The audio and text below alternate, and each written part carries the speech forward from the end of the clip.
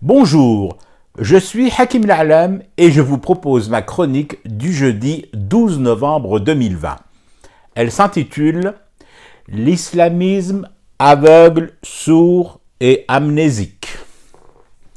Quand tu entends l'islamiste dit Light Soltani déclarer au juge en charge de l'affaire Khalifa « On ne m'a rien dit, je n'étais au courant de rien », t'as juste envie de lui balancer à la figure des trucs pas très musulmans, ni catholiques d'ailleurs, ni d'aucune autre religion d'amour et d'apaisement.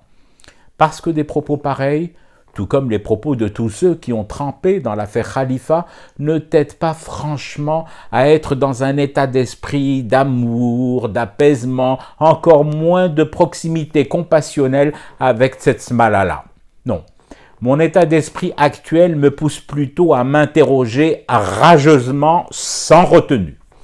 Son business woman l'a fait tout seul. Il était assis dans un coin de sa pharmacie et des avions flambant neufs ont atterri dans son arrière-boutique. Il prenait un glaçon avec un truc autour et soudain, tout à coup, on est venu lui remettre son agrément de banquier ainsi que les trousseaux de clés de toutes ses succursales. C'est ça. Le Boutef, qui charge une de ses ministresses de demander par écrit, sous forme de lettre, l'aide financière de Khalifa à l'État algérien. C'est juste un petit caprice du clan d'Oujdal et de Mosquée, Waqela.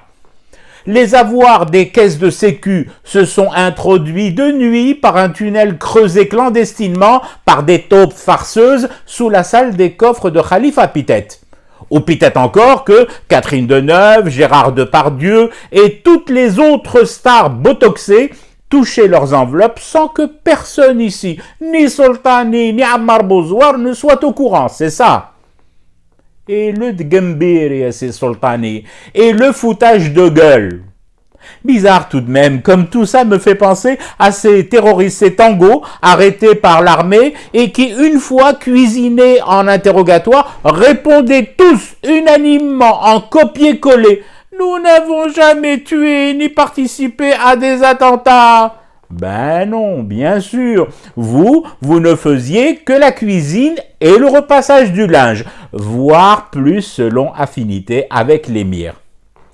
Je fume du thé et je reste éveillé. Le cauchemar continue. C'était Hakim L'Alam. Je vous retrouve samedi pour une autre chronique et une autre façon de dire son amour à l'Algérie.